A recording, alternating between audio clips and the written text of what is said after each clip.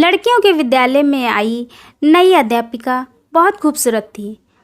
बस उम्र थोड़ी अधिक हो रही थी, लेकिन उसने अभी तक शादी नहीं की थी।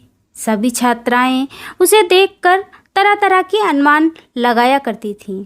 एक दिन किसी कार्यक्रम के दौरान जब छात्राएं उसके इर्द गिर्द खड़ी थीं, तो एक छात्रा ने बातों बातों में ही उससे पूछ लिया कि मैडम, आपने अभी तक शादी क्यों नहीं की?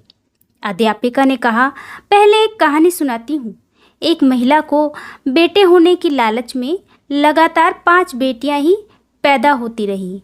जब 6वीं बार वह गर्भवती हुई तो पति ने उसको धमकी दी कि अगर इस बार भी बेटी हुई तो उस बेटी को बाहर किसी सड़क या चौक पर फेंक आऊँगा।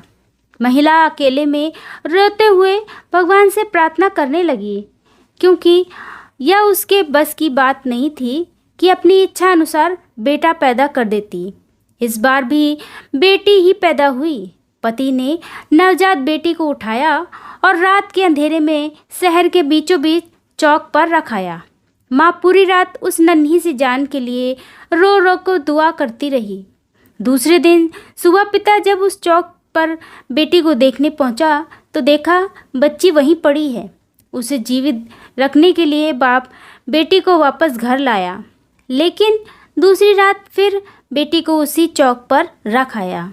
रोज यही होता रहा। हर बार पिता उस नवजात बेटी को बाहर रख आता और जब कोई उसे लेकर नहीं जाता तो मजबूरन वापस उठा लाता।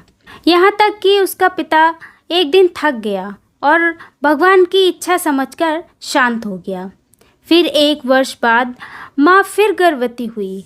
इस बार उसको बेटा हुआ, लेकिन कुछ ही दिन बाद 6 बेटियों में से एक बेटी की मौत हो गई।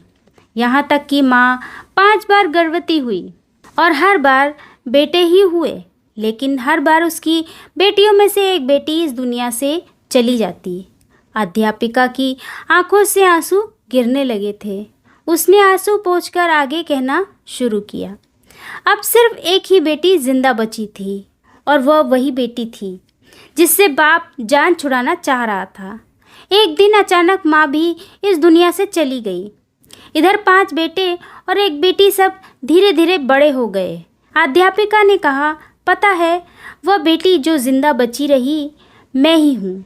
मैंने अभी तक शादी इसलिए नहीं की कि मेरे पिता अब बूढ़े हो गए हैं और अपने हाथ से खाना भी नहीं खा सकते, और अब घर में कोई नहीं है जो उनकी सेवा कर सके। बस मैं ही उनकी सेवा और देखभाल करती रहती हूँ।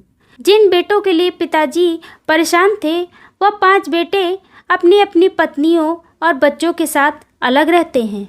बस कभी कभी आकर पिता का हालचाल पूछ लेते हैं।